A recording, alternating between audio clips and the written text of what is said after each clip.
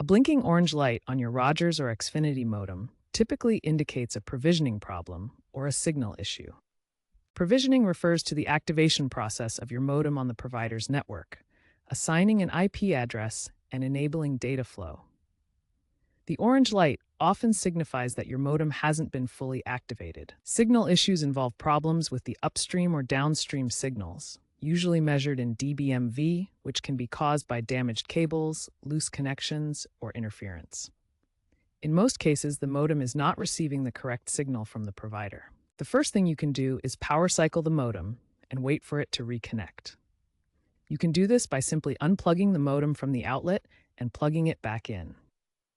Wait approximately 5 minutes to allow the modem to connect to the network.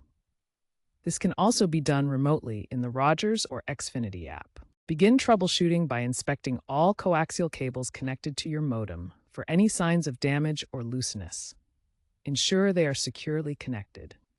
For Rogers, use the My Rogers account portal. For Xfinity, use the Xfinity app to check your modem's MAC address registration and account status.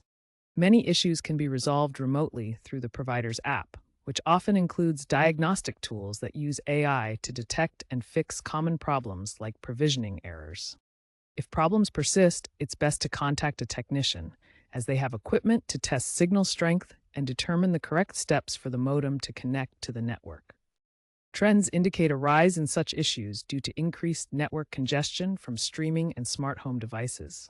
However, AI diagnostics and hybrid fiber coaxial upgrades are expected to improve signal resilience and reduce provisioning errors in the future.